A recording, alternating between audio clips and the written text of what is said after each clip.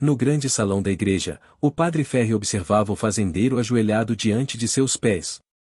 O corpo do fazendeiro, outrora robusto e cheio de vitalidade, agora estava fraco, suas mãos tremiam constantemente e uma coloração arroxeada começava a aparecer em sua pele. Estas manchas iriam se tornar manchas negras e se espalhariam por todo o corpo em questão de horas. O fazendeiro ainda poderia ser considerado sortudo por não ter contraído a doença mais cedo. Ao vê-lo, o padre Ferri disse: "Eu lembro de você. Você é Collins Rocha, que mora no Distrito Leste. Lembro que, frequentemente, você traz grãos frescos de trigo à nossa igreja." O padre disse: "Oh, o senhor lembrou de mim. Que maravilha, Vossa Reverência." O fazendeiro exclamou: "Toda a minha família pegou essa maldita praga demoníaca. Por isso, por favor, me dê um pouco do elixir sagrado." Ao ouvir a petição de Collins, o padre Ferri disse lentamente: "Mas o que você trouxe para a igreja hoje? Você sabe o quanto o elixir sagrado é precioso, não é algo que eu possa oferecer aos outros à vontade." Ferri declarou enfatizando cada palavra: "Se entretanto, você pode obter o elixir sagrado oferecendo o seu coração sincero." Eu fui enganado pelos ratos. Acabei gastando todo o meu dinheiro para comprar um medicamento falso." Collins Rocha disse com uma voz trêmula: "Por favor, perdoe-me, pois, meu coração não foi sincero, eu nunca deveria ter procurado atalhos e buscar a cura no mercado negro.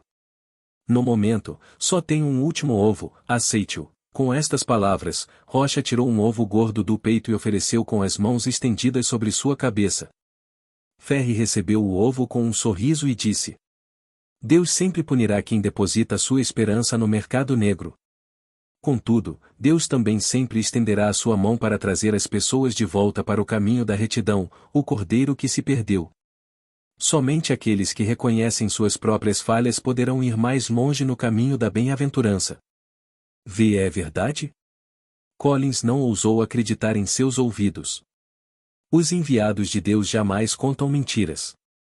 Ferri acenou e, logo após, um outro seguidor segurando uma caixa com elixires imediatamente se aproximou.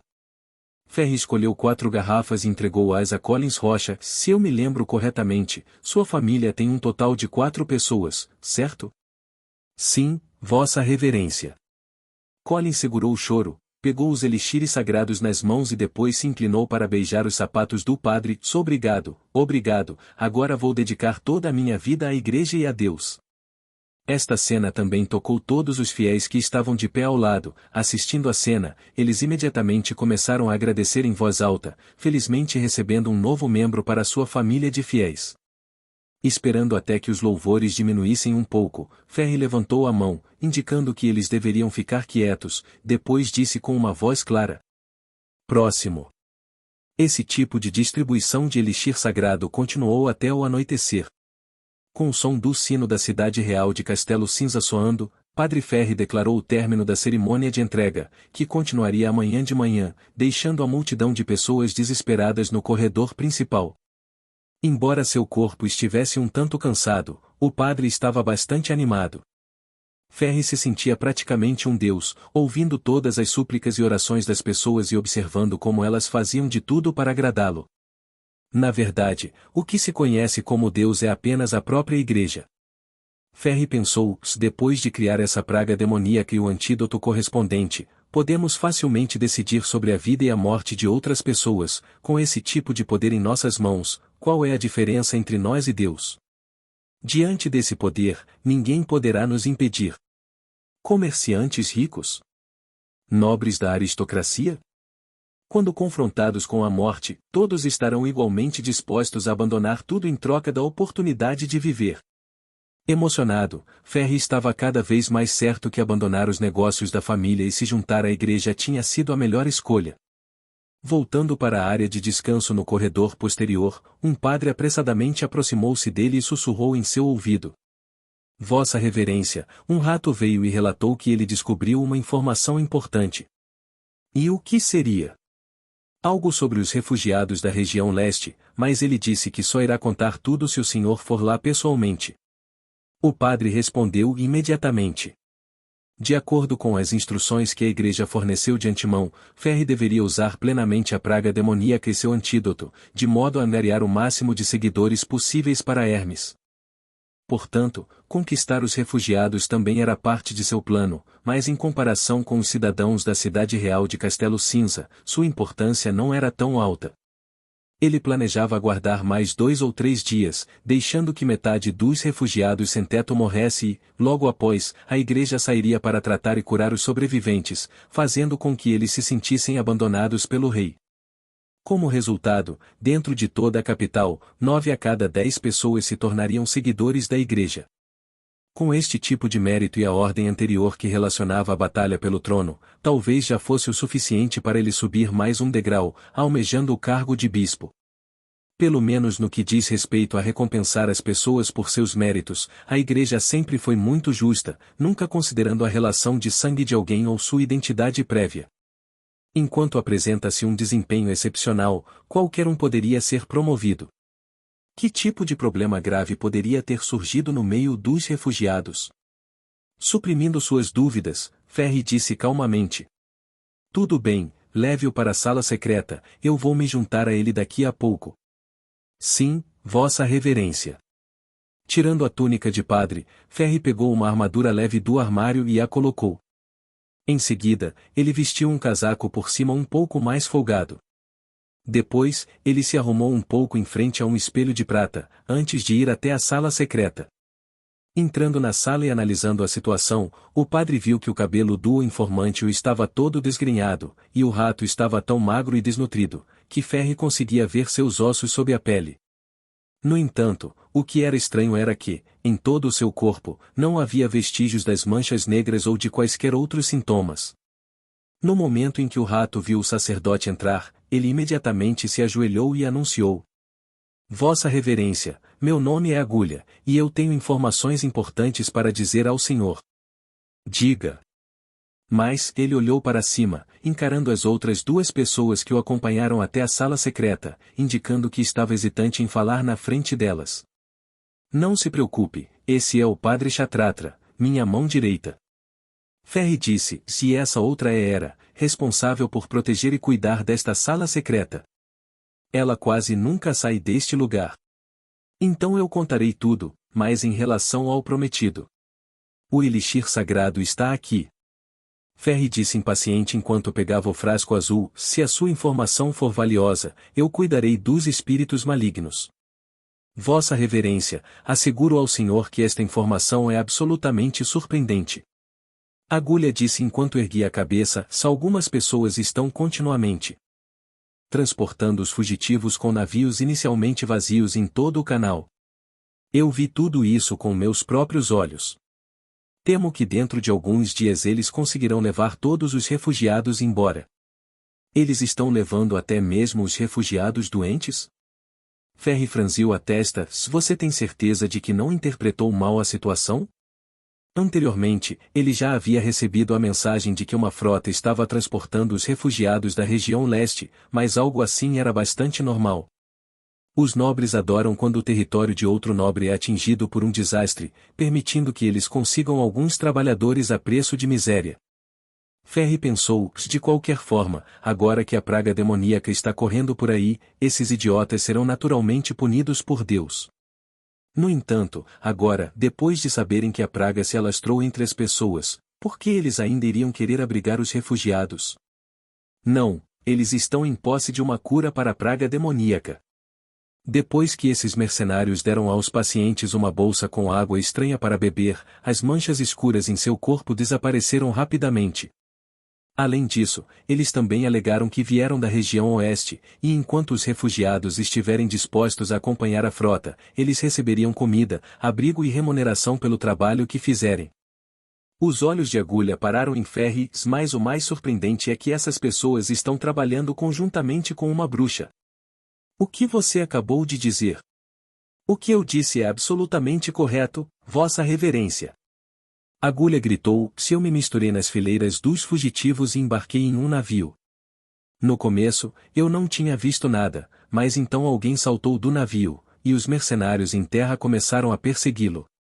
Pouco tempo depois, Percebi que havia uma sombra que circulava no céu, mas não era um pássaro, era uma bruxa voando. Eu fiquei tão assustado que nem ousei me mexer. Esperei até que o navio tivesse navegado vários quilômetros até não conseguir mais detectar nenhum traço da bruxa, daí aproveitei a oportunidade e pulei no rio para escapar. Precisei quase de um dia inteiro para voltar. Agulha esfregou as mãos. Vossa Reverência, o senhor acredita agora que essa informação vale um frasco do elixir sagrado? Espere um minuto, você disse que eles têm uma maneira de curar a praga demoníaca e que você também a bebeu? Em outras palavras, isso significa que você já estava doente? Ferri perguntou. Sim, isso mesmo, mas o senhor não disse que, enquanto eu tiver informações valiosas para oferecer, eu poderia. A agulha sorriu estranhamente, revelando uma boca cheia de dentes amarelos e tortos. Então essa é a razão, ele não quer beber, mas sim vender o elixir no mercado negro. Depois de ponderar por um momento, Ferri perguntou novamente. Quantas pessoas eles têm? Você tem certeza de que eles eram mercenários de uma caravana? Sim, devem ser mercenários, porque eles não possuíam armaduras nem cavalos, e suas armas eram uma espécie de lança de madeira. Quanto aos seus números, a agulha coçou a cabeça, deve ter umas 100 pessoas, no máximo. A quem pertencem os navios? Isto eu não sei dizer, porque a maioria dos navios não tinha qualquer bandeira hasteada na hora, e mesmo que tivessem, eu não seria um dos melhores para reconhecer de qual família ou reino elas pertencem. Mas de acordo com os mercenários, a frota estava indo para a região oeste. Sim, eles também mencionaram que o recrutamento seria para os lordes de Vila Fronteiriça. Agulha tentava se lembrar o máximo possível. Os lordes estão atualmente restituindo um terreno e, portanto, precisam de uma grande força de trabalho. É isso que eu consigo lembrar. Bem, esta é realmente uma notícia crucial. O padre respirou fundo e tirou um frasco de líquido azul do bolso e jogou-o em direção à agulha. Pegue, é seu. Muito obrigado, Vossa Reverência. O rato pegou a garrafa, mas de repente seu corpo inteiro começou a tremer e suas pupilas dilataram. A velha estava atrás dele, segurando uma adaga que emitia uma luz gélida. A última coisa que a agulha viu foi a adaga atravessando seu pescoço. Ela puxou a adaga de volta e pôs o corpo de agulha no chão. Ela então pegou o frasco de medicamento, limpou ele em suas vestes e o entregou de volta ao padre. Bom trabalho. Ferri assentiu com a cabeça. Agora, arraste-o para fora e livre-se do cadáver. Sim. Ela respondeu com uma voz rouca, arrastando o cadáver sem nenhum esforço, muito diferente de uma velha faria. Vossa Reverência, você acredita que ele falou a verdade? Padre Chatratra perguntou depois que a velha saiu, se que a caravana e as bruxas estão de Conluiu? Se eu me lembro bem, não era o quarto príncipe, Roland Wimbledon, que foi designado para a Vila Fronteiriça? Se é verdade ou não, só saberemos depois de enviar alguém para examinar a situação. Ferri disse com uma expressão séria, mas acredito que é provável que este rato não tenha mentido para nós, pois bastaria enviar um dos nossos até a muralha para verificar a situação dos refugiados. Então, se ele tivesse inventado uma mentira em troca do elixir sagrado, pelo menos ele teria inventado uma que seria difícil de ser contestada. Vou enviar alguém para investigar a situação imediatamente. O padre curvou-se. Investigue a situação e me informe imediatamente sobre qualquer descoberta. Ferri caminhou lentamente até a mesa, sentou-se e começou a brincar com o elixir em suas mãos. Para Ferri, os refugiados estavam sob o seu controle, assim como o frasco o qual ele mexia. Afinal, para controlar seus movimentos e impedir que eles fugissem da praga demoníaca por eles mesmos, Ferri havia contratado os ratos da organização Água dos Sonhos, fazendo-os se misturarem com os refugiados. Lá eles deveriam divulgar a notícia de que a igreja logo viria salvá-los. Se eles durassem mais alguns dias, além de receberem a redenção de Deus, eles também poderiam ser aceitos pela igreja e tornarem-se cidadãos da cidade real de Castelo Cinza. Quanto aos ratos, a maioria deles já foram infectados, e por isso, eles não poupariam nenhum esforço para conseguir o elixir sagrado. Caso a informação fornecida pelo rato estivesse correta, isso significava que esse grupo de pessoas, pelo menos, havia começado a transportar os refugiados desde ontem.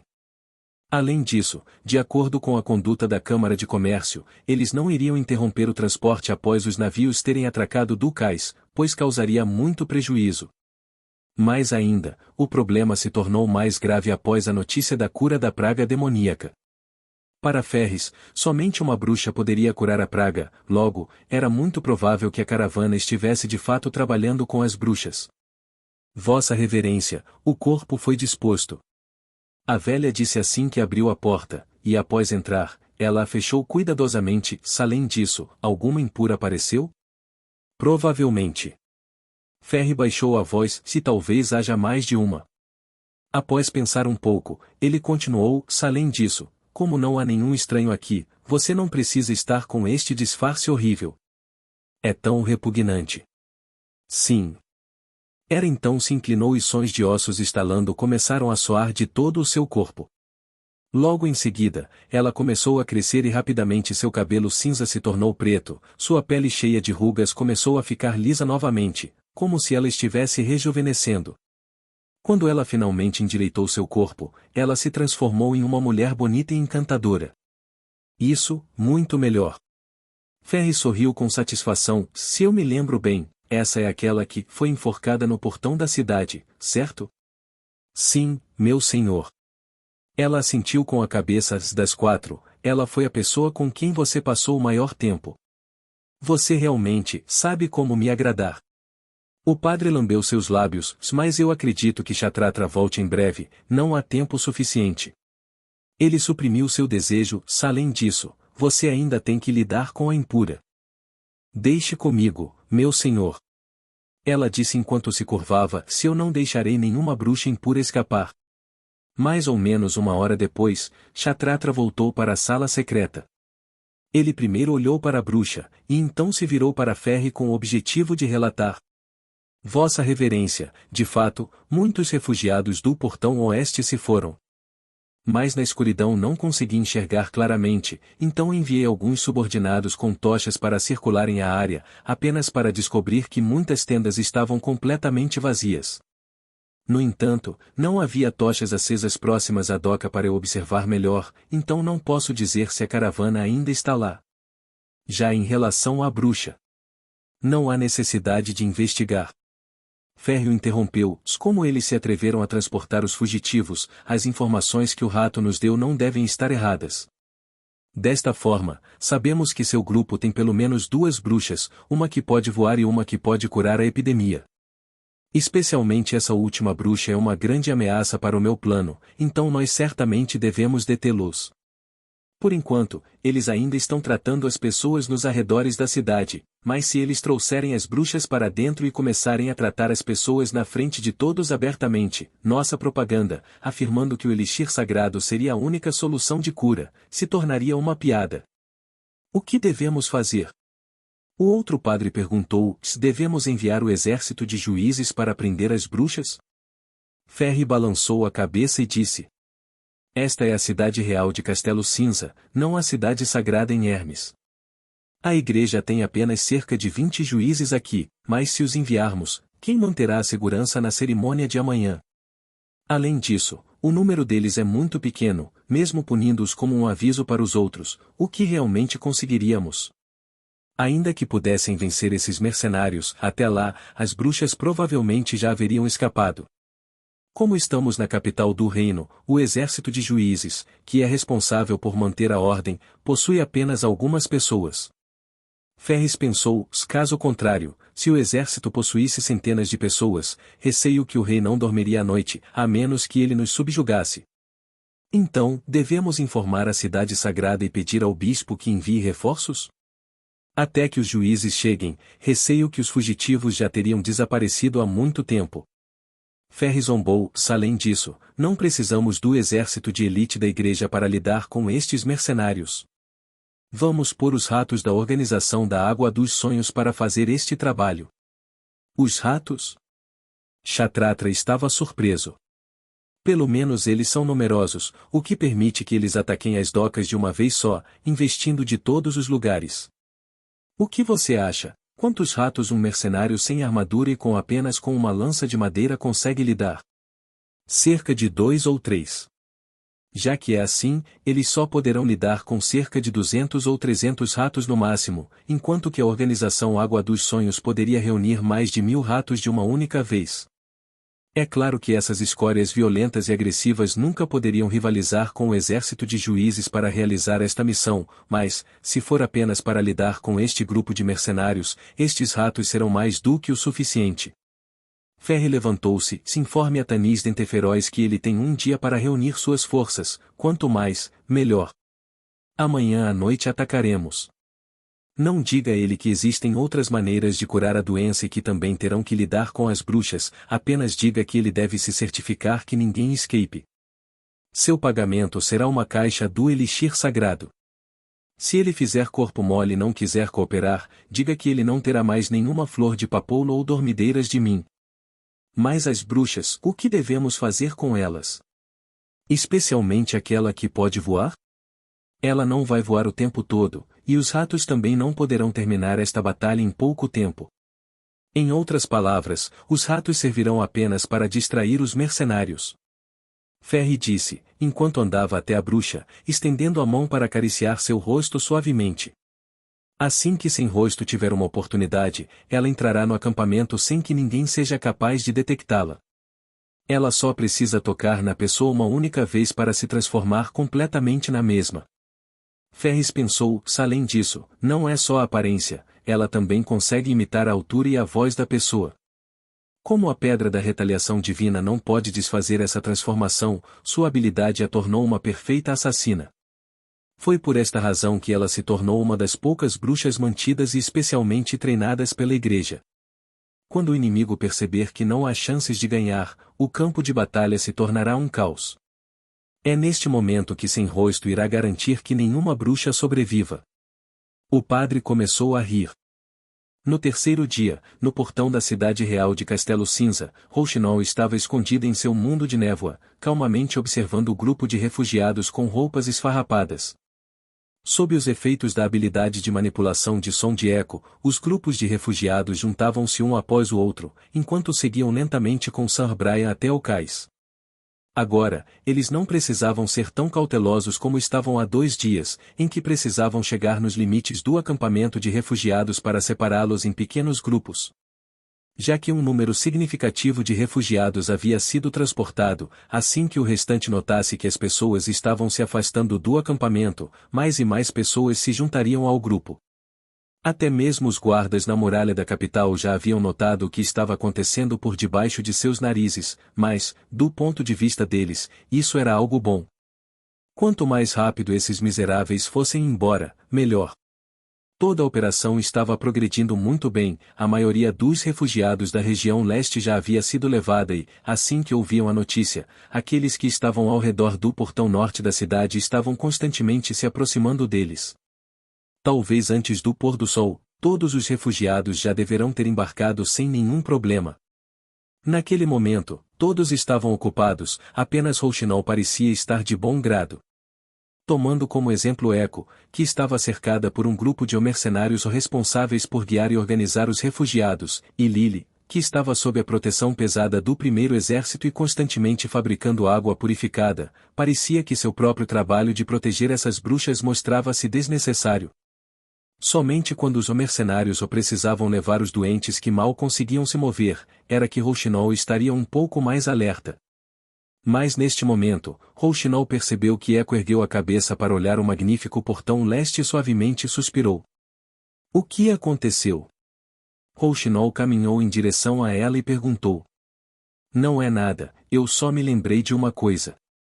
A expressão de Echo ficou um pouco triste, antes de eu ter sido vendida à capital, eu sofri muito pelo caminho.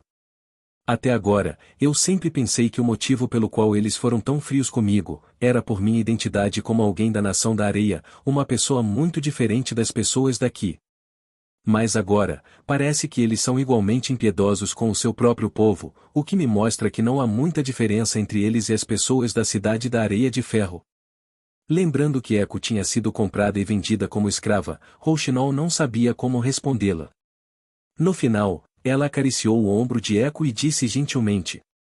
Mas nem todos são como eles, também há muitas pessoas com boas intenções, como suas irmãs da Associação Cooperativa das Bruxas e também Sua Alteza. Você quer dizer que Sua Alteza pode realmente acabar com os conflitos? Eco sussurrou, se independentemente de viverem nos grandes reinos, na nação da areia, nos fiordes, ou se forem apenas pessoas comuns ou bruxas, você acredita que todos podem viver juntos e em paz sem ter que lutar entre si? Eu acredito que Sua Alteza Roland é capaz disso. Rouxinol respondeu com um tom alegre, se não são aquelas máquinas estranhas ou as armas incríveis que me dão esse sentimento, mas sim ele mesmo, sabe, eu sempre penso que ele é uma pessoa diferente de nós. Claro que ele não é como nós. Ele é o príncipe do reino de Castelo Cinza. Não, esse sentimento não tem nada a ver com sua identidade ou seu status. Rouxinol balançou a cabeça, se eu não posso dizer de onde exatamente vem este tipo de sentimento, é apenas minha intuição, nada mais. Talvez, somente alguém como Sua Alteza é capaz de criar tantas teorias estranhas. Ele até mesmo estuda com afinco para tentar compreender como nossas habilidades funcionam. Sua Alteza também pensa de um jeito diferente. Enfim, se ele é capaz de fazer coisas tão incríveis, eu não acredito que a tão sonhada paz esteja longe de seu alcance. Você realmente confia nele? Eco riu, suavizando a expressão triste em seu rosto, se espero que um dia eu possa voltar para o sul e encontrar meu povo. Confiança. Em certos aspectos sim, agora em outros, Rouxinol pensou enquanto olhava na direção de Vila Fronteiriça, percebendo que em outros aspectos ela não tinha a menor confiança, o que ele está fazendo agora? Será que está ocupado desenhando mais projetos de máquinas estranhas ou está com Ana? Ela balançou a cabeça para tirar esses pensamentos da mente, bem, não falta muito para voltarmos à Vila Fronteiriça. De toda forma, ela iria perguntar diretamente para ele, afinal, Roland não poderia mentir para ela. Ao meio-dia, quando eles retornaram para o acampamento, Raio desceu lentamente do céu e pousou para descansar um pouco. Durante estes dias, Raio tinha a tarefa mais exaustiva de todas, pois tinha que voar constantemente, patrulhando sob o sol abrasador no alto do céu. Para ocultar sua localização, Raio teve que usar um casaco especial com o camuflagem celeste, que envolvia completamente seu corpo, tendo até mesmo sua cabeça coberta. Esta roupa de nome estranho aparentemente não foi projetada por Sua Alteza para melhorar a aparência de alguém. Sua superfície estava coberta com cores mistas entre cinza e azul, permitindo que ela se camuflasse com o céu enquanto voava. Se alguém não olhasse diretamente para ela, seria difícil detectá-la. Após o pouso, a primeira coisa que a menina fez foi tirar o casaco e pegar uma bolsa de água para acabar com a sede. Olhando para Raio, Rouxinol percebeu que suas roupas estavam completamente molhadas, e que gotas de suor rolavam de sua testa e nariz. Até mesmo seus óculos à prova de vento deixaram marcas em suas bochechas brancas.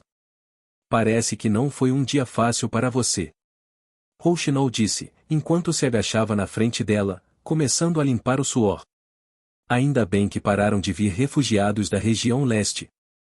Raio disse com a língua de fora, sou eu realmente teria desmaiado nesse sol. A gente está indo para casa amanhã, né? Lily estava desanimada e abatida, enquanto se aproximava de Raio, faz dias que não tomo banho. Estou grudenta da cabeça aos pés. Rouxinol não podia deixar de rir em voz alta. Obviamente, durante o seu tempo na Associação Cooperativa das Bruxas, houve momentos em que elas não tomavam banho por semanas, e ninguém se queixava sobre isso naquela época. Mas agora, só se passou uma semana e elas já começaram a reclamar. De repente, Rouxinol pensou que o desenvolvimento do banheiro e do sabão era, na verdade, uma conspiração ou de Sua Alteza Real, pois após se apegarem a essas coisas estranhas e úteis dele, seria difícil para as bruxas abandonarem Vila Fronteiriça. No entanto, a calmaria não durou até o fim da operação de transporte. Após o almoço, Theo, que foi enviado por Sua Alteza para a cidade real de Castelo Cinza a fim de conseguir informações, voltou com péssimas notícias. Você quer dizer que a organização Água dos Sonhos está reunindo suas forças e planeja cercar o cais? Machado de Ferro perguntou com um rosto sério. Sim, é possível que eles estejam se preparando para cercar o cais. Theo o corrigiu: tenho certeza de que eles estão se agrupando. Agora, quanto a cercar o cais, meus informantes ainda não estão completamente certos sobre isso, mas que é uma situação anormal, isso é. No momento, todas as outras organizações do submundo já começaram a agir. Elas estão preparando suas defesas, caso a organização Água dos Sonhos resolva atacá-las. No entanto, mesmo sabendo que essa informação de que eles pretendem o cercar o cais ou está rolando solta por aí, não acredito que a Água dos Sonhos tenha espalhado essa notícia intencionalmente. Acredito que seja mais provável que alguém de dentro da organização tenha vazado essa informação, o que é algo bem comum entre os ratos. Afinal, a maioria dos membros dessas organizações são a escória da cidade, ladrões e delinquentes, então, é impossível para eles manterem um grupo unido e coeso. Se o meu informante estiver correto, a organização Água dos Sonhos deve estar sendo controlada por alguém mais forte, de outro jeito, seria muito difícil para eles saírem de seu território. Eles são apenas uma gangue de canalhas. Machado de Ferro disse sem qualquer hesitação: se essas pessoas se dispersarem por aí, isso vai de alguma forma atrapalhar seu plano de venda dos medicamentos? Não deveria. Theo disse: se eles não têm nenhuma influência na patrulha da cidade, por isso é improvável que eles consigam me impedir de entrar e sair pelo portão lateral. Além disso, uma vez dentro da cidade, os falanges me ajudarão a proteger o transporte dos medicamentos. Minha única preocupação é com vocês, porque esta noite eu vou ter que ficar na cidade e supervisionar a venda da água purificada, então receio que seja impossível para eu acompanhar vocês amanhã de manhã. Está tudo bem. Machado de Ferro deu um tapinha no braço de Theo, demonstrando tranquilidade. No futuro, Sua Alteza virá pessoalmente para a cidade real de Castelo Cinza e nós nos encontraremos novamente. Assim como Rouxinol havia previsto, com a chegada do anoitecer, o último navio que transportava os refugiados partiu em direção à Cidade da Prata. E o resto dos mais de 300 refugiados que não estavam dispostos a deixar a capital, foram mandados embora por Machado de Ferro. Então, todos eles foram para o outro lado do canal, esperando chegar a tão aguardada noite antes de partirem. Antes do sol se pôr completamente, Sem Rosto nadava silenciosamente pelo canal, circulando o campo dos mercenários, se aproximando por trás deles. Seu verdadeiro nome não era realmente Sem Rosto, mas sim, Afra, um nome que ela gostava muito, porque significava poeira e lhe fora dado na nova cidade sagrada pela arcebispa Ritter. Ela adorava esse nome, pois a poeira era exatamente como ela, e se caísse no chão, dificilmente alguém conseguiria reconhecê-la. Somente na frente de Ritter, Afra usaria sua aparência real. Como membro do tribunal, Afra ajudou a arcebispa Ritter a lidar com muitas bruxas impuras, incluindo as bruxas que traíram a igreja e fiéis que se corromperam. A razão pela qual ela tinha sido enviada para a cidade real de Castelo Cinza foi para realizar uma missão essencial: o transformar um chefe de justiça no rei de Castelo Cinza I. Quanto a capturar aquelas bruxas impuras, era apenas um trabalho que ela realizava quando tinha tempo. Além disso, ela também gostava de se transformar nas bruxas que eram sentenciadas à tortura, experimentando todas as suas dores. Ela acreditava que fazendo isso, ela também poderia expiar seus próprios pecados, expurgando o poder do diabo. O acampamento dos mercenários foi erguido de forma muito inteligente, pela margem em um aclive cercado por terras abertas, o que dificultava observar o que ocorria no acampamento, além da bruxa no céu estar sempre observando, impedindo-a de se aproximar. Afra teve que se espreitar por um armazém na fazenda próxima e esperar até o anoitecer antes de poder agir.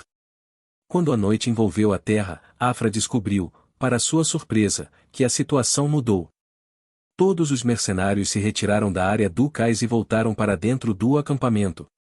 Aqueles ratos idiotas da organização Água dos Sonhos estão se aproximando pela praia, segurando tochas.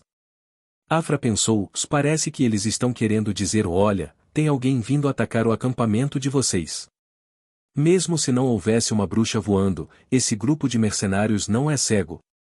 Qualquer um pode ver que tem um grupo grande de pessoas se aproximando. Ah, que azar! Seu coração ficou sombrio, pois se o inimigo julgasse que o número de ratos fosse grande demais, que não haveria chance de ganhar, então certamente eles iriam se retirar para o leste.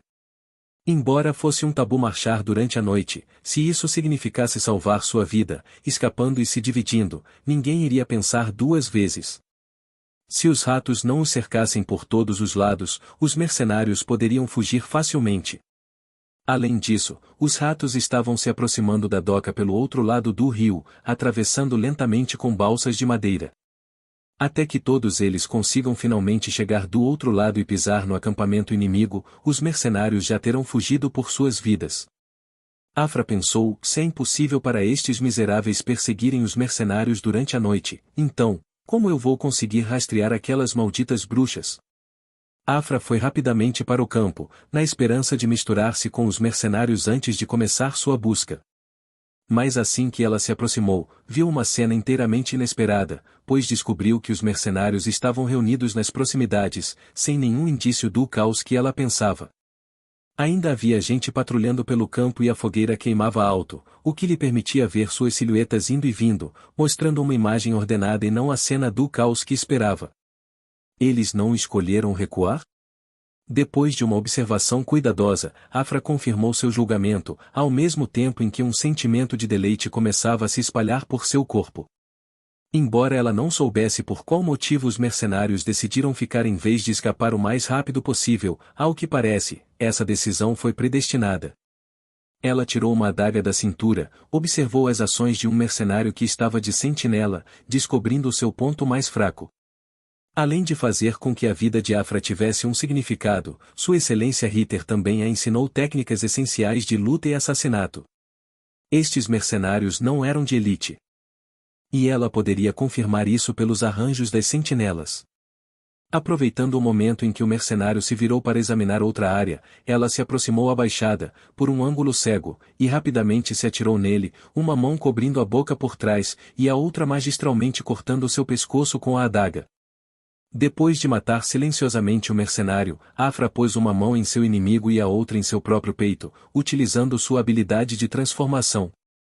Não existia um tempo exato para ela terminar sua transformação, tanto que quando ela substituiu o rei por outra pessoa, para garantir um efeito de longo prazo, ela esgotou quase toda a magia em seu corpo e o tempo de conversão havia durado por quase uma hora inteira. Mas desta vez, não havia necessidade da transformação durar tanto tempo, e em um piscar de olhos, ela já havia se transformado no mercenário. Mesmo que o efeito só durasse meio dia, seria mais do que o suficiente para o assassinato. Antes que algum outro mercenário voltasse até aquele local, rápida como um relâmpago, ela tirou as roupas do morto e as vestiu. Depois, arrastou o corpo para os campos de trigo. No entanto, assim que Afra pegou a arma do mercenário, ela ficou um pouco confusa. A arma em suas mãos parecia uma lança de ferro com uma alça de madeira que não tinha uma ponta, mas sim um buraco largo. O que é essa arma? Mesmo depois de pensar durante muito tempo, ela ainda não conseguia encontrar a resposta, mas vendo que um outro membro da patrulha estava voltando, sem uma escolha melhor, Afra lembrou das ações do mercenário e pôs a arma em seu ombro, assumindo não só a sua aparência, mas também agindo exatamente como sentinela, patrulhando a área. Como em tantos assassinatos anteriores, quando outro guarda passou por ela, ele não descobriu nada de diferente. Afra não estava com pressa para entrar no campo e encontrar o paradeiro das bruxas, afinal, a sua técnica não obtinha as memórias do alvo, somente imitava a forma externa do indivíduo. Então, no caso de dar de cara com um de seus conhecidos, ela seria facilmente exposta. Assim, ela decidiu esperar até que essas tropas estivessem em caos, o que lhe proporcionaria a liberdade de escolher entre inúmeras oportunidades. Quando a lua estava no alto do céu noturno, os idiotas da organização Água dos Sonhos finalmente cruzaram o canal e se aproximaram do campo.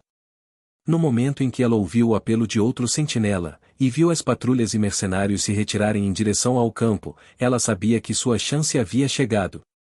Seguindo a multidão no acampamento, Afra ficou mais uma vez surpresa ao descobrir que existiam muito mais de 100 pessoas no campo. Eles se agruparam em forma de círculo ao redor do topo de uma pequena encosta no terreno, e existia um grande número de pessoas agachadas e em pé no local, segurando uma estranha arma de haste em suas mãos e sempre apontando o buraco na direção do inimigo. Mas ela não quis dar uma olhada, pois aproveitou que o grupo estava focado em outro lugar, curvou-se e entrou na barraca mais próxima. Pouco depois, os gritos de batalha ecoaram do lado de fora, mas logo foram interrompidos por explosões ferozes, como trovões. Assustada, Afra deu um pequeno salto em reação, devido ao som ensurdecedor. O que diabos está acontecendo lá fora? Por impulso, ela queria dar uma olhada, mas imediatamente recuperou o controle e esperou calmamente. Depois de algum tempo, o campo tornou-se agitado novamente, e ela ouviu muitos passos e gritos de comandos, o que era provavelmente a tentativa dos mercenários de ajustar a defesa de acordo com o ataque do inimigo. Mas pouco a pouco, Afra foi ficando ansiosa. Por que está levando tanto tempo assim? Por que os ratos ainda não conseguiram chegar? Ela pensou. Enquanto o tempo passava, os sons de explosões foram gradualmente diminuindo, e quando Afra já não conseguia mais ouvir o barulho dos ratos em batalha, seu coração acelerou. Será que a organização Água dos Sonhos foi derrotada? Afra pensou, mesmo que tenha o dobro dos mercenários informados, ainda não passa de 200 ou 300 deles, cercados por mais de 1000 ratos. Com esses números e atacando de todos os lados, como os ratos ainda não conseguiram chegar até aqui na colina? Parecia que a oportunidade estava escorregando de suas mãos. Tomando uma decisão rápida, Afra saiu da tenda, tentando chegar ao centro do campo. Lá, ela esperaria o fim da batalha. Afinal, durante uma chamada, os respectivos líderes iriam ler os nomes de todos os mercenários em voz alta, marcando a presença ou falta de cada um, logo, seria quase impossível para ela se esconder na tenda. Esta não era a forma como ela havia planejado a infiltração, pois ela não estava familiarizada com estes mercenários, nem sabia de seus códigos, então ela precisava agir rapidamente. Passando por 2 barracas, Afra se escondeu atrás de uma terceira tenda, olhando o centro do acampamento. Lá, ela viu 4 mulheres sentadas ao redor de uma fogueira. Provavelmente, estas eram as bruxas das quais ela havia sido informada. E novamente o número informado estava errado, o maldito relatório errou em todos os pontos. Afra pensou. No entanto, para ela, não fazia diferença se tivesse que matar 2 ou 4 bruxas, qualquer pessoa suspeita de ser corrompida precisava ser torturada e assassinada. E se o tempo fosse muito curto para torturar, pelo menos elas precisariam ser mortas, mesmo que elas não fossem realmente corrompidas, sacrifícios sempre eram necessários.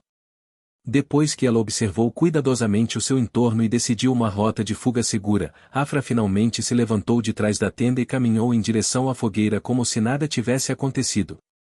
Só que quando ela chegou no meio do espaço aberto, Afra sentiu um objeto rígido e frio pressionado contra suas costas. Não se mexa. Uma voz feminina soou atrás dela, quem é você? Como isso é possível? Sem rosto pensou enquanto sentia um arrepio por todo o corpo. Ela engoliu a saliva e depois falou em um tom baixo. Que tipo de brincadeira é essa? Eu sou Vort. Não deve ser possível que eles tenham a sorte de se conhecer, há tantos mercenários no campo. Afra pensou, não me diga que ela pode se lembrar de cada um de seus nomes? Entretanto, Sem Rosto jamais imaginou receber uma resposta sarcástica. É mesmo? Pois eu não sabia que homens também poderiam ter poder mágico em seus corpos. Logo, ou você é uma bruxa que planejou se infiltrar no campo ou você é um bruxo, o que é extremamente improvável. Além do mais, nada disso importa, pois você não se chama Vort, como acabou de dizer. Dentre os soldados do primeiro exército, definitivamente não há ninguém que possua magia dentro do corpo. Essa pessoa pode ver o poder do diabo? Afra percebeu que não havia mais saída, agora que ela fora descoberta. Havia mais de 4 bruxas no campo, e a mulher atrás dela também deveria ser uma bruxa. Além disso, ela tinha uma habilidade semelhante ao Olho da Verdade. As escrituras da Igreja sobre a Magia descreviam que o Olho da Verdade tinha centenas de variações, inclusive existindo casos em que poderia aparecer em conjunto com outra habilidade, coexistindo naturalmente. Como não vi ninguém ao meu redor ou alguém se aproximando? Isso significa que a habilidade principal desta bruxa é ocultação? Afra pensou.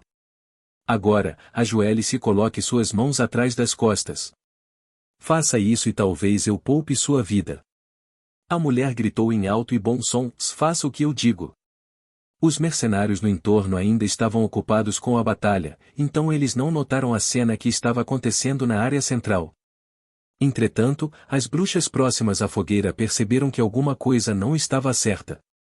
Assim que perceberam a situação, elas arregalaram os olhos e perguntaram: Rouxinol, qual é o problema? Aconteceu alguma coisa? Esta é minha última chance. Afra sabia que sua especialidade era o assassinato e não uma batalha em campo aberto, especialmente pelo fato de ela não estar usando uma pedra da retaliação divina e não ser capaz de suprimir as habilidades fantásticas das outras bruxas. Caso a bruxa que pode voar fuja, não tem problema. No entanto, a bruxa que pode curar a praga demoníaca definitivamente tem que morrer aqui. Caso contrário, ela representará uma séria ameaça para os futuros planos da igreja. Claro, também havia a possibilidade de que ela não poderia escapar após assassinar a bruxa da cura. Pensando nessa possibilidade, ela não conseguiu evitar a sensação apertada em seu peito, mas ela logo se acalmou novamente. Após recordar que o objetivo da igreja era unificar os 4 reinos, nenhum esforço deveria ser poupado para resistir aos diabos do inferno. Ela se sentiria muito bem em se sacrificar pelo bem maior, como muitos outros guerreiros já fizeram. Além disso, ela acreditava que Ritter não a esqueceria. Ritter se certificaria de que seu nome também fosse registrado nas escrituras sagradas. Não venham para cá. Rouxinol gritou, se ela é uma. Nesta fração de segundo, de repente, Sem Rosto ergueu o cotovelo para atingir o braço da bruxa atrás de si, curvando a cabeça para evitar ser esfaqueada com a arma. Sem Rosto sempre foi instruída a manter-se calada quando fosse pega, pois é impossível você prestar atenção enquanto estiver falando. Além disso, caso ela quisesse escapar ou contra-atacar, o melhor momento para ela aproveitar a situação era justamente quando o inimigo estivesse cometendo este erro. Dentro da manga, ela havia escondido um mecanismo que ativava no primeiro momento de contato, pulverizando um pó alquímico branco na parte de trás, que em contato com a água liberaria muito calor. Caso isso entrasse em contato com os olhos ou a boca do inimigo, os quais eram úmidos, eles perderiam sua força de luta imediatamente. Mesmo que tivessem a sorte de não respirar nem um pouco do pó, pelo menos ficariam nervosos. Assim, após pressionar o gatilho e pulverizar o pó branco na bruxa que estava atrás de si, Afra imediatamente correu na direção das 4 bruxas próximas à fogueira. A bruxa com cabelos dourados rapidamente voou, enquanto a única bruxa que parecia ser a mais velha desconsiderou sua própria segurança e ficou na frente das outras 2. Desembainhando uma adaga afiada, Afra imediatamente esfaqueou a primeira bruxa. Como elas não podiam escapar de qualquer maneira, e todas as 3 morreriam sob sua mão, não era necessário diferenciá-las e nem priorizar uma ou outra. Entretanto, no momento em que sua adaga atingiu a bruxa à sua frente, Afra viu uma cena incrível. Algo como um fantasma apareceu na frente dela em um lugar que definitivamente estava vazio um segundo atrás, com 2 olhos ardentes fitando ela sob um capuz. Esta é a Rouxinol que estava atrás de mim?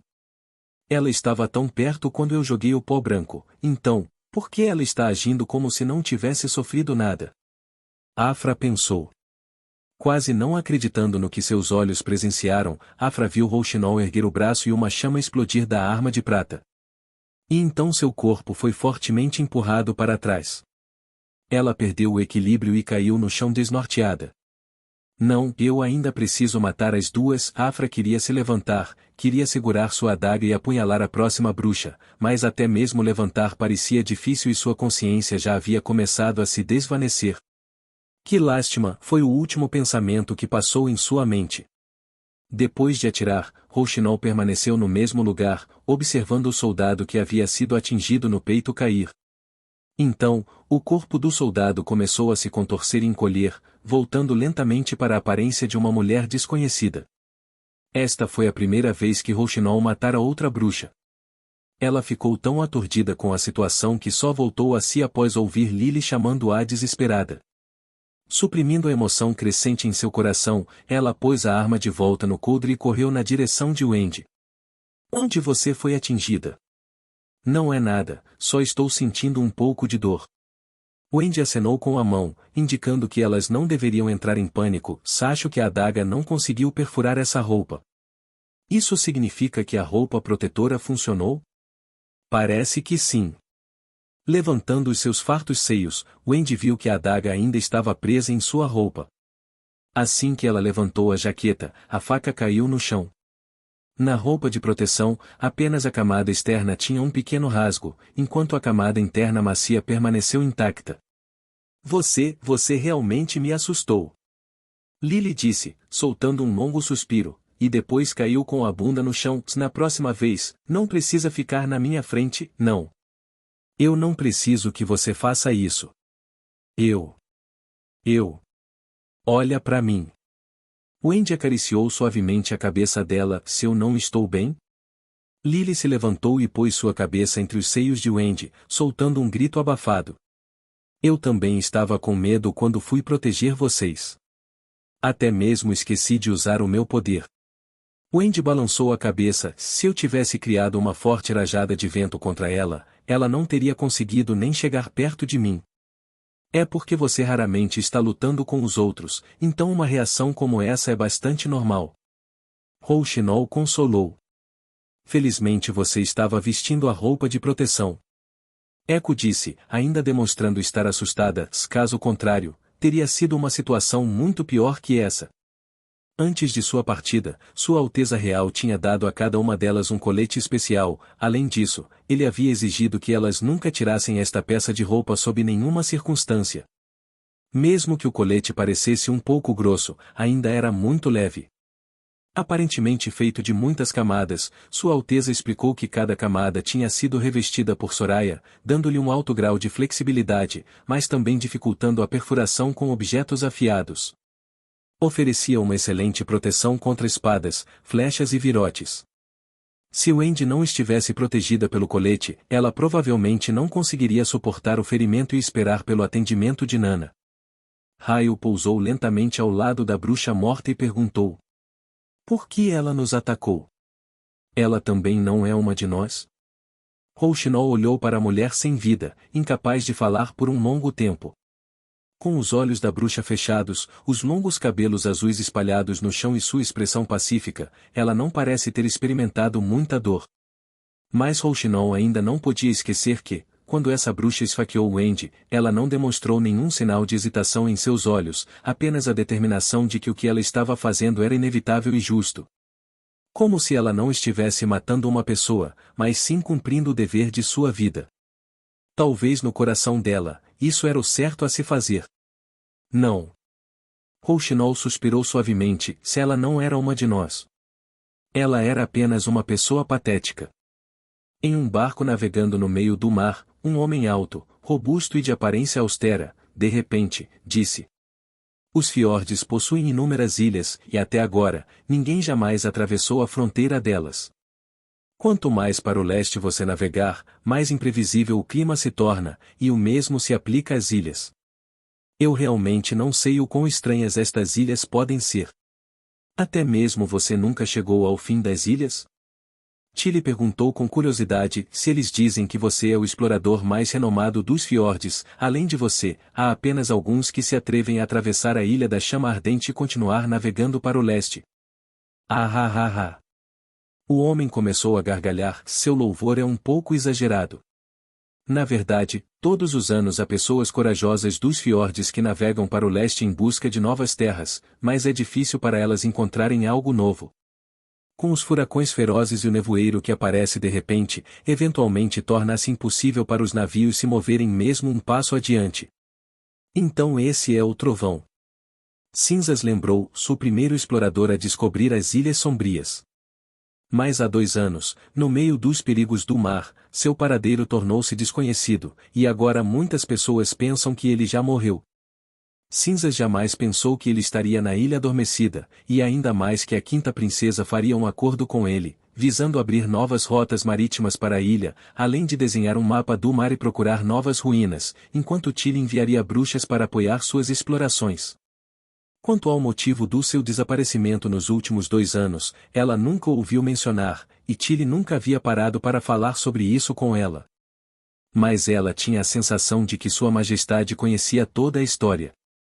Caso contrário, eles nunca teriam feito um acordo deste nível.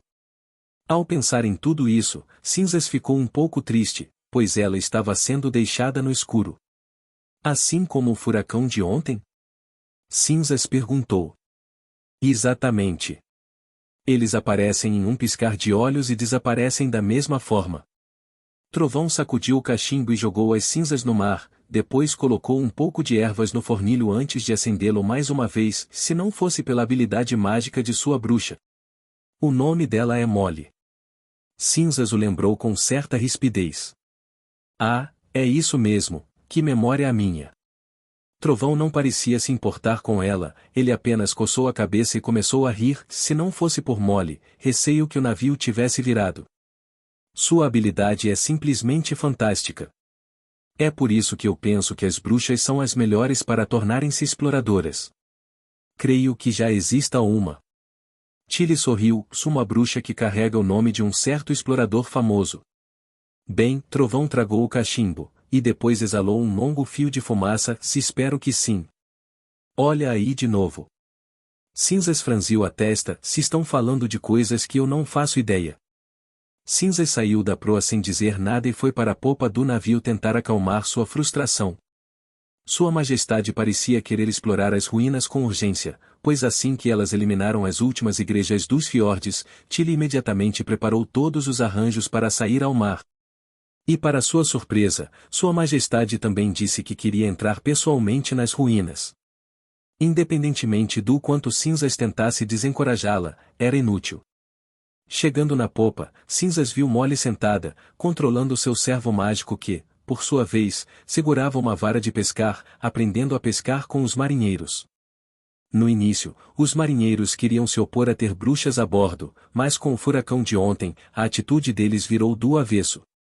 Nesse dia, Molly convocou seu servo mágico e ordenou que ele se expandisse rapidamente, envolvendo a parte do meio do navio, tornando impossível para qualquer coisa o atingir, seja chuva ou vento.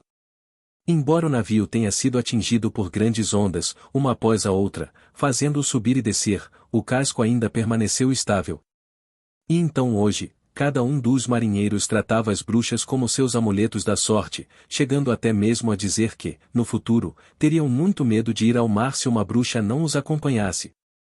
Irmã Cinzas, olha o peixão que peguei. Molly apontou para o barril atrás dela, enquanto colocava um peixe do mar sem escamas e que tinha uma boca longa, afiada e pontuda, parecendo completamente diferente dos peixes de rio que Cinzas conhecia de Castelo Cinza. Que peixe é esse?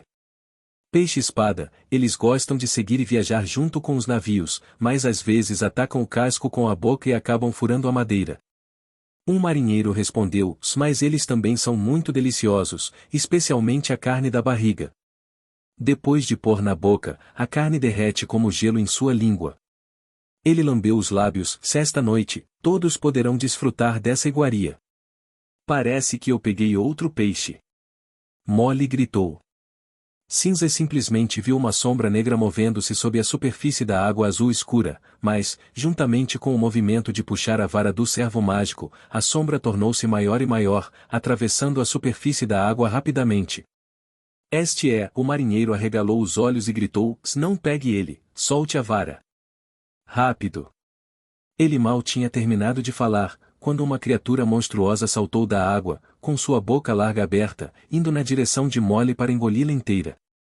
Molly estava prestes a ser engolida, mas Cinzas conseguiu ser ainda mais rápida que o monstro. Ela pegou Molly com a mão esquerda enquanto tirava sua enorme espada com a outra mão, golpeando-o diretamente na cabeça. O monstro emitiu um grito dolorido quando foi jogado direto para as tábuas do navio. Então, rapidamente começou a mover seu corpo de aproximadamente 6 pés, 2 metros, de comprimento, tentando fugir de volta para a água.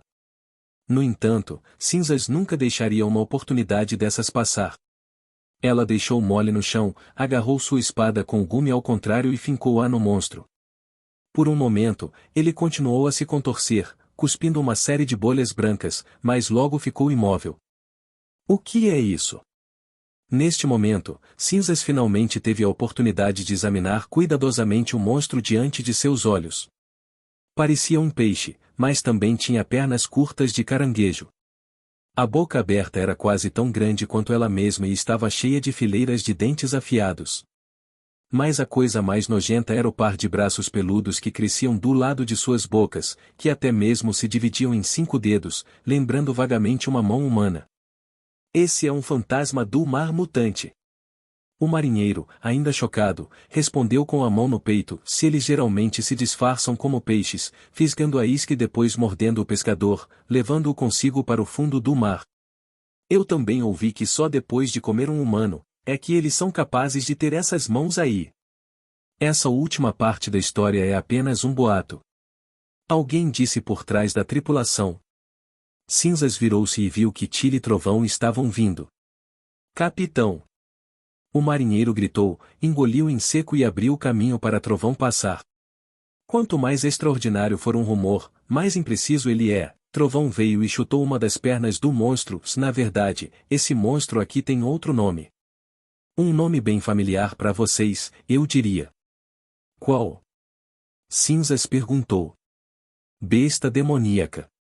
Ele afirmou devagar. Sir Trovão, névoa pela frente. O observador de repente gritou. Todos vocês, animem-se. Trovão ordenou em voz alta: soltem a vela, pois estamos entrando nas águas das Ilhas Sombrias. Cinzas notou que, há alguns momentos atrás, o céu ensolarado e sem nuvens de repente se tornou sombrio, transformando o mar azul em uma sombra escura, como se uma massa de tinta estivesse sendo espalhada sobre a superfície da água. Todo o navio logo foi cercado por um denso nevoeiro. Estando de pé na popa do navio, Cinzas nem conseguia ver a ponta da proa onde estava. O que está acontecendo? Tilly não pôde deixar de agarrar o braço de Cinzas. É a prova de que não estamos navegando na direção errada. Trovão afirmou: quando as Ilhas Sombrias emergem, o mar cria uma neblina grossa. Claro, a maneira correta de dizer isso seria que a maré está baixa, com a água em torno de 110 pés, 35 metros, abaixo do normal. O enorme declínio produzirá uma grande quantidade de névoa e recifes começarão a aparecer em todos os lugares. Então, se formos um pouco descuidados, nós afundaremos. Agora, vou precisar da ajuda de vocês para garantir que o navio não bata em alguma coisa e afunde. Depois de suas palavras, todas as pessoas foram em direção à proa, e assim como aconteceu durante o furacão, o servo mágico de Molly se expandiu o tanto quanto pôde, cobrindo toda a proa e estendendo uma parte de seu corpo para dentro da água. Dessa forma, na iminência de uma colisão com os recifes, seu servo mágico seria o primeiro a perceber.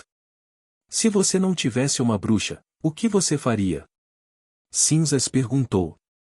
Bem, só me restaria confiar em nossa perseverança e sorte.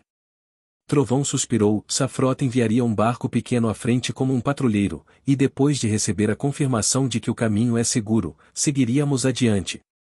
Mas esta área do mar não é pacífica. Como você já viu antes, quanto mais perto você está das Ilhas Sombrias, maior o perigo. Há o nevoeiro, os recifes e as bestas demoníacas, e é por isso que, mesmo havendo muitos aventureiros que chegam neste local, poucos conseguem encontrar a entrada das ruínas. Depois de navegar dessa maneira por cerca de 2 horas, o nevoeiro começou a desaparecer gradualmente, permitindo que Cinzas enxergasse cada vez mais as ilhas vizinhas. Não havia plantas no local, somente uma espécie de musgo verde ou alga, e também diversos crustáceos escalando as rochas. Todas estas ilhas afundam depois? Sim, exatamente como em Ilha Adormecida, só que o intervalo entre a vazante e a maré cheia é muito curto, podendo acontecer 2 vezes ao mês. Trovão respondeu: além disso, a velocidade com que a maré sobe e desce é incrivelmente rápida, como se houvesse um enorme buraco no fundo do mar que engolisse toda a água circundante. Eu acredito que a razão pela qual o nível do mar nos fiordes muda tanto, está relacionada a este lugar. Se tivermos sorte, podemos até mesmo presenciar como a ilha principal emergirá do fundo do oceano. Quanto mais ao leste eles navegavam, mais a névoa se dissipava. Contudo, o céu ainda permanecia escuro e o sol parecia não alcançar esta parte do mar. Mais ainda, os recifes nos arredores ficavam cada vez maiores, tornando-se grandes pilares de rochas. De algum modo, mesmo com o nível do mar diminuindo, o navio ainda navegava a uma velocidade constante. As ondas se tornavam cada vez menores e o mar aos poucos ficava tão tranquilo quanto um lago sem vento. Por que simplesmente não esperamos o recuo completo da água do mar para navegarmos até as Ilhas Sombrias? Tilly perguntou, intrigada, se assim que os recifes forem expostos, você não precisará ter receio de colidir com um deles. Porque se esperarmos até que a água do mar baixe, não poderemos ver o Rio Vermelho Fantasma que mostra aos exploradores o único canal que leva às ruínas. Trovão explicou, se essas ilhas em forma de pilares, que você vê em todos os lugares, não estão em uma posição fixa. A cada mudança da maré, sua posição muda. Também é importante saber que a água do mar irá engolir a maioria desses pilares, então eles não podem ser usados para nos indicar a direção. Rio Vermelho. Fantasma? Tilly perguntou confusa. Sim. Olhe, lá está ele. Trovão assobiou, apontando para a proa. Olhando na direção que ele apontou, as bruxas viram diversas sombras vermelhas sob a água azul escura do mar, movimentando-se tão rápido que pareciam fantasmas. Num dado momento, 2 ou 3 sombras vermelhas apareceram novamente, um pouco mais próximas do navio, e desta vez, Cinzas pôde distinguir claramente suas formas. Ela notou que essas sombras ou eram na verdade uma espécie de peixe e que seus corpos estavam totalmente cobertos por escamas vermelhas. Essas coisas são peixes? Sim, são chamados de peixes de escama vermelha, e você só poderá encontrar um desses aqui por essas águas. Trovão pôs a mão no queixo e riu, mas isso é só um aperitivo, mais tarde vocês verão a verdadeira face do Rio Vermelho Fantasma. Gradualmente, mais e mais peixes se reuniram, não mais apenas em pequenos grupos de 2 ou 3, mas verdadeiros cardumes densos, nadando coletivamente na direção que a popa apontava. Olhando mais à frente, Cinzas ficou atordoada com a cena que viu. Centenas de peixes se uniram e formaram uma espécie de corredeira poderosa, dando a forma do que parecia ser um tapete vermelho escuro e espesso no mar. O navio continuou adiante, ao longo desta linha vermelha, e de vez em quando, na travessia pelo cardume de peixes, sons de colisões podiam ser ouvidos. Então, Cinzas entendeu o que Trovão quis dizer com a verdadeira face do Rio Vermelho Fantasma, pois era um rio exótico que não existia. À medida que o navio continuava a avançar, o denso cardume de peixes se expandiu de tal forma que o canal poderia acomodar vários navios lado a lado. Lentamente, a água azul escura pareceu desaparecer completamente como se o navio estivesse navegando por cima dos peixes. Se eles não estivessem se movendo em direções opostas, Cinzas poderia pensar que o navio estava naturalmente sendo levado por eles. Por que eles estão fazendo isso? Tilly perguntou, surpresa. Cinzas também queria muito fazer essa pergunta, pois ela nunca tinha visto tal cena antes em Castelo Cinza ou em qualquer outro reino.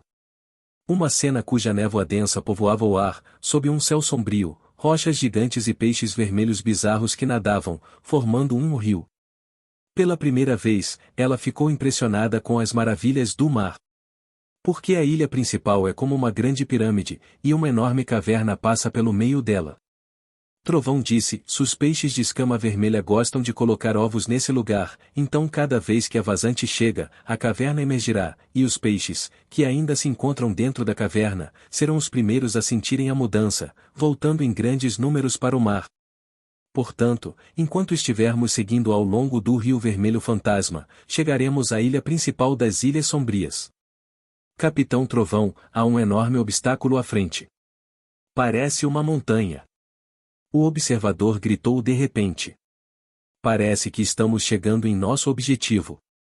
Trovão disse balançando o cachimbo, senhoritas, bem-vindas à ilha principal das Ilhas Sombrias. Pouco depois, Cinzas finalmente viu a ilha principal aparecer. Assim como Trovão tinha dito, parecia uma pirâmide, como se fosse a composição de alguns triângulos, larga na base e estreita no topo, com uma superfície que, à primeira vista, parecia muito lisa, sem qualquer indicação de que fosse algo natural. Mas era um pouco difícil de acreditar que todo o pináculo tivesse sido esculpido por pessoas. Em termos de tamanho, apenas a parte exposta da ilha já era equivalente à metade da cidade do rei, enquanto que o buraco em seu meio era grande o suficiente para encobrir inteiramente a Torre de Babel que a igreja construíra em Hermes I. O mar ainda estava recuando, e a água corria para fora da caverna, como uma cachoeira, enquanto o cardume de peixes cobria completamente as partes da ilha que ainda estavam emergindo. Até onde Cinzas podia ver, todo o mar tinha sido tingido de vermelho, fazendo-a imaginar que era muito possível que milhões de peixes de escamas vermelhas vivessem na caverna. Quando a noite caiu, a água do mar finalmente havia recuado, revelando o fundo da caverna. Aproveitando esta oportunidade, Trovão ordenou que seus marinheiros parassem o navio e o conectasse por meio de uma longa e grossa corda de cânhamo a uma estaca de cobre que já estava no local, na parede da caverna. Devido à baixa iluminação no ambiente, ao ficar na frente dessa caverna, Cinzas podia enxergar a sua segunda entrada no lado oposto da ilha, o qual era um ponto de luz minúsculo devido à sua enorme distância, mas mesmo com essa luz vinda de ambos os lados, somente uma parte da caverna estava iluminada, já o restante encontrava-se em breu, causando uma forte sensação de opressão. Você deixou essas estacas de cobre na última vez que esteve aqui? Cinzas perguntou. Não. Trovão balançou a cabeça, se elas já estavam aqui quando vim pela primeira vez. Deve ser obra dos antigos que moravam aqui.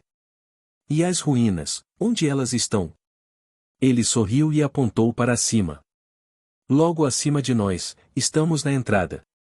A seguinte parte da viagem só poderia ser descrita com uma palavra inacreditável. As bruxas, Trovão e os outros marinheiros seguiram em direção à caverna e logo encontraram um portão de pedra. Entrando na porta e seguindo os degraus de pedra, ao longo dos quais a água ainda estava fluindo, a cada passo que davam, lentamente as bruxas perceberam que estavam subindo uma espiral em direção ao topo. Embora todos estivessem segurando uma tocha, suas chamas cintilantes só os permitiam ter uma visão extremamente limitada, não iluminando o fim da escada que ainda estava na escuridão. Isto dava uma sensação de pequenez e impotência. Como as escadas estavam em espiral, o seu meio lembrava a de um grande abismo, fazendo com que Tilly agarrasse firmemente o braço de Cinzas, deixando de mostrar sua expressão habitual calma e séria. Esta é a princesa que eu conheço muito bem. Cinzas pensou. Mesmo no palácio, Tilly sempre seguiu suas próprias convicções. A quinta princesa que enfrentava qualquer desafio com confiança, tinha apenas uma fraqueza e o medo da escuridão. Mesmo no meio da noite, seu quarto sempre deveria estar aceso com velas.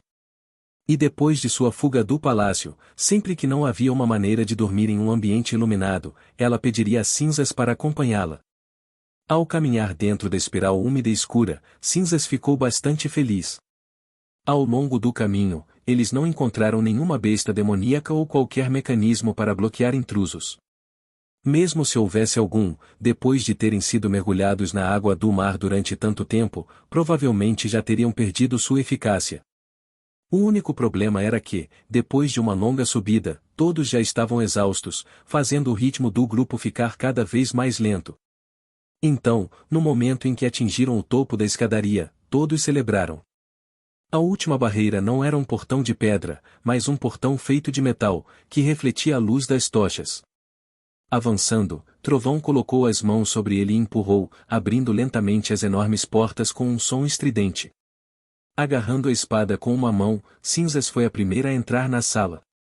Só depois de confirmar que não havia perigo, Tilly e as outras bruxas puderam entrar no local. Depois de pendurar as tochas ao longo das paredes, um grande salão apareceu na frente de todos. Embora fosse bastante espaçoso, ainda assim estava bastante vazio, parecendo não haver algo digno de uma segunda olhada. Estas são as ruínas? Cinzas tirou a sujeira de uma mesa de pedra verde com a palma da mão. Além de algumas mesas e bancos de pedra, não há mais nada aqui. Realmente não há muita coisa. Trovão assentiu. As ruínas ficaram no fundo do mar por muito tempo que, além das pedras, é muito difícil manter qualquer outra coisa conservada nestas condições. Eu disse isso a Sua Alteza Tilly de antemão, mas ela ainda insistiu em ver com seus próprios olhos. A pedra vermelha, onde você a encontrou? Tilly perguntou. Onde, exatamente, você a encontrou? Achei ali no chão. Naquela época, elas estavam espalhadas por todo lugar, provavelmente havia dezenas delas. No entanto, agora não restava mais nada. Quando Cinzas olhou para o chão, ela só pôde ver o solo coberto por algas, que também o tornava escorregadio. Depois que as ruínas foram descobertas por Trovão, muitos outros exploradores vieram e um após o outro saquearam este lugar. Então, se pudessem encontrar uma única pedra mágica, seria uma sorte e tanto. Mas Tilly ainda estava cheia de expectativa. Segurando a tocha no alto, ela examinou cuidadosamente todos os cantos do corredor, especialmente nos lugares mais escuros, pedindo até mesmo a ajuda dos marinheiros para iluminarem o local. Enquanto isso, Molly convocou seu servo mágico, fazendo-o se espalhar pelo chão, transformando-o em uma almofada para que todos descansassem em cima. Já Cinzas não deixava Tilly sozinha nem por um instante. Ei! A quinta princesa de repente parou e perguntou: o que é isso? Olhando para onde a mão de Tilly estava, Cinzas viu uma parede coberta de algas, mas havia um certo brilho por debaixo delas que refletia a luz da tocha. Tilly imediatamente estendeu as mãos para retirar as algas, expondo uma gema incrustada na parede. A gema tinha um formato parecido com um prisma, e era tão espessa quanto um braço, cuja borda estava incrustada com filamentos dourados, como se tivessem sido acoplados lá. Apesar de ficar submerso na água do mar por tanto tempo, o filamento dourado ainda estava brilhante. Tilly tentou puxar a pedra, mas a gema preciosa não se moveu. Deixe-me tentar. Cinzas se ofereceu. A quinta princesa balançou a cabeça, aparentemente pensando em algo, então colocou a mão no prisma e fechou os olhos. De repente, uma luz brilhante passou pelo centro do prisma. Mas como nada de estranho aconteceu depois disso, Cinzas pensou que seus olhos lhe haviam pregado uma peça. Só que, então, um som retumbante ecoou detrás da parede, como se um mecanismo tivesse começado a se mover de repente. Logo, o som se espalhou por todo o salão. Parecia que o barulho estava vindo de todos os lugares, seguido pela aparição repentina de uma luz branca e suave na superfície da parede. Olhando para cima, o teto também começava a se iluminar. Sem terem a mínima ideia do que estava ocorrendo, os marinheiros levantaram apavorados, sacando suas armas. Mas como não sabiam de que lado deveriam se defender, no final, eles decidiram ficar de costas um para o outro, com o servo de Molly mais uma vez os cercando e protegendo. No entanto, nenhum monstro apareceu para atacar. Quando o barulho finalmente desapareceu, o salão começou a se iluminar com uma luz radiante. Céus, como você fez isso? Trovão, sem acreditar em seus olhos, observou as paredes boquiaberto. Nas paredes, dezenas de pequenos orifícios se abriram e cada um deles continha uma pedra que emitia uma luz branca. Mas não só na parede, mesmo à beira do teto, essas pedras fantásticas estavam embutidas, cercando toda a sala. Na suave luz das pedras, cada detalhe dentro do salão tornou-se visível a olho nu. Foi a primeira vez que Cinzas viu o explorador mostrar tal expressão, e ao presenciar isto, ela ficou extremamente contente. Você não sabe? Quando uma bruxa imbui uma pedra mágica com poder mágico, ela pode manifestar outras habilidades. Então, estas são todas pedras mágicas? Trovão, cauteloso e solene, pegou uma pedra, das mais leves, e a segurou em suas mãos, mas mesmo depois de tirá-la do buraco, o seu brilho continuava forte e cintilante.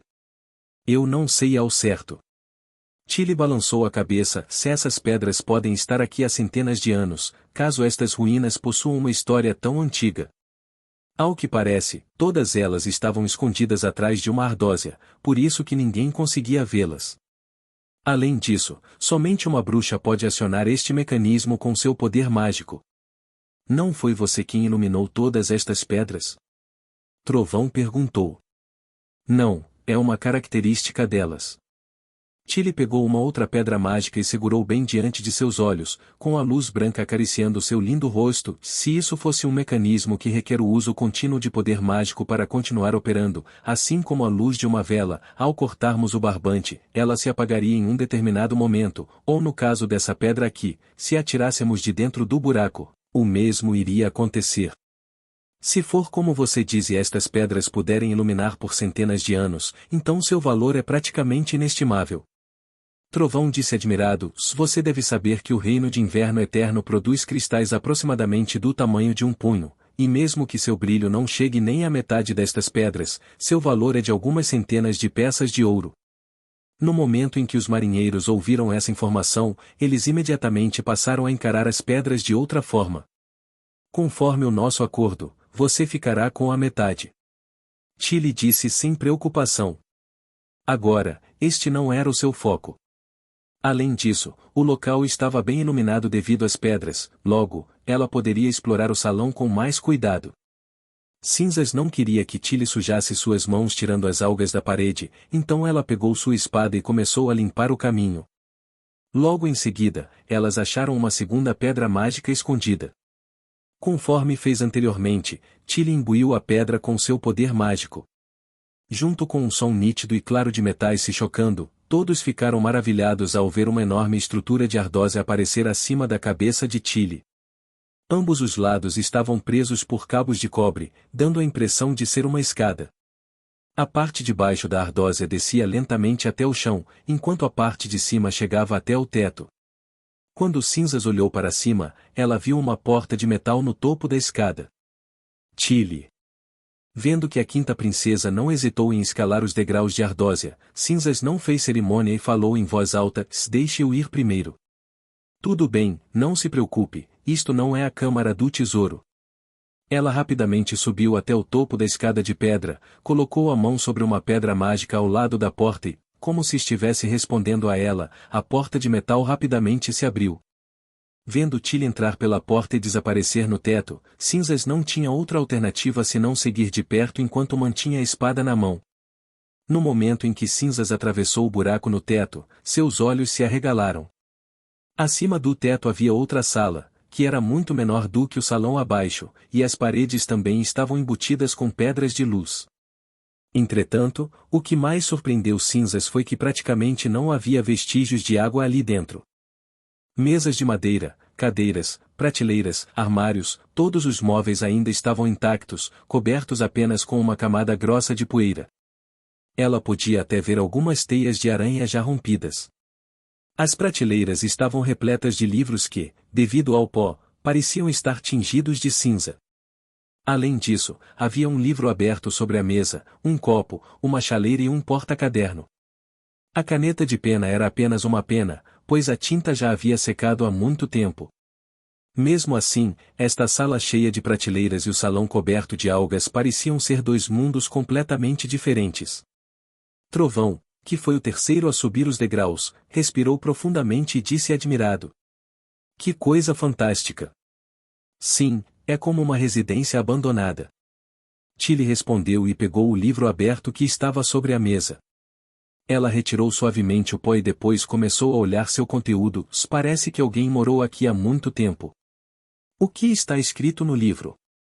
Não sou capaz de lê-lo. Ela balançou a cabeça e mostrou o livro para Trovão e Cinzas. O texto está escrito em símbolos que nunca vi antes. Parece que os livros nas prateleiras também estão escritos com os mesmos símbolos. Cinzas disse, enquanto tirava o pó das páginas. Ao ver que os textos estavam escritos em linhas estranhas e onduladas, ela percebeu que era incapaz de entender o seu significado. Nós podemos levar o livro conosco e estudá-los devagar. Tilly riu e disse, se, segundo o nosso acordo, todos os livros e pedras mágicas pertencem a mim. É claro.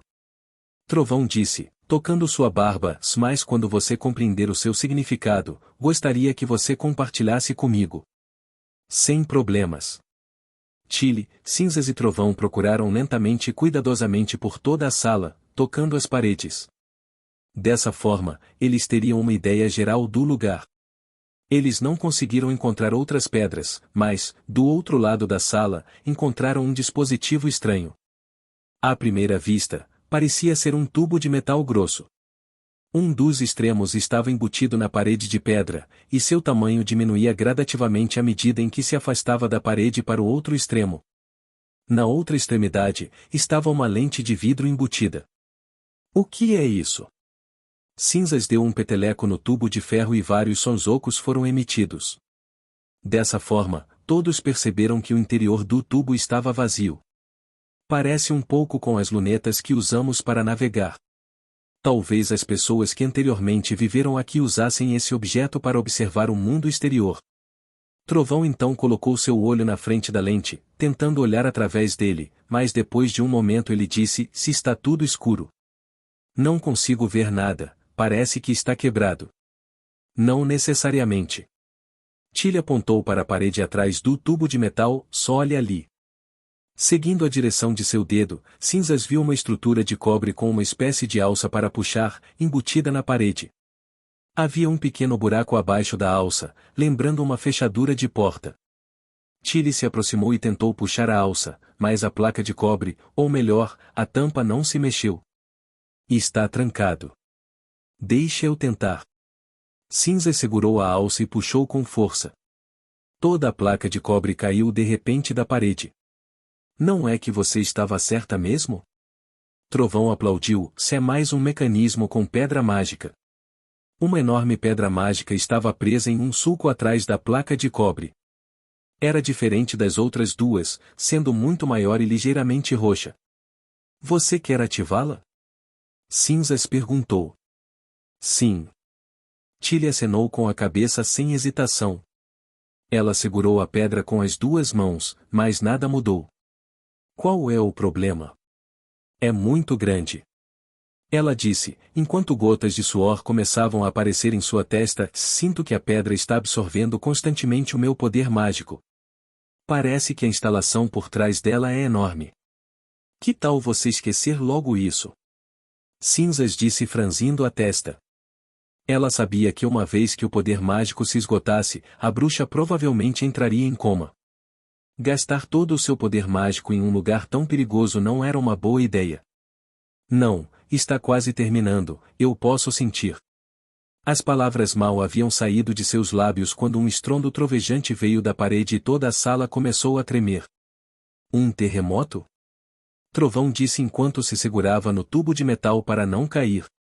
Cinzas agarrou Tilly em seus braços imediatamente. A poeira caiu e todos começaram a tossir. A vibração durou quase 15 minutos, e então gradualmente foi se acalmando. Quando a vibração parou, a cabeça de Molly de repente surgiu da porta que estava no chão. Ela olhou em volta e perguntou. O que aconteceu? Nós ativamos um novo mecanismo. Cinzas respondeu, se está tudo bem lá embaixo? Todos ficaram assustados, e alguns pedaços do teto começaram a cair de repente, então eu tive que cobrir todos com meu servo. A menina respondeu enquanto se aproximava cheia de curiosidade, Slade Tilly, o que você está olhando? Surpreendentemente, Tilly não lhe deu uma resposta, mas fechou um olho e pôs o outro na frente da lente. Após ficar em silêncio por um longo tempo, ela exclamou com espanto. Isso é simplesmente incrível. Cinzas ficou bastante curiosa, então também foi dar uma olhada. Quando a cena ficou clara diante de seus olhos, ela ficou sem palavras. Na outra extremidade da grande luneta apareceu um extenso pedaço de terra, cuja frente era composta de um penhasco enorme, e havia uma porta de pedra em forma de arco que era profunda e escura, capaz de engolir qualquer um.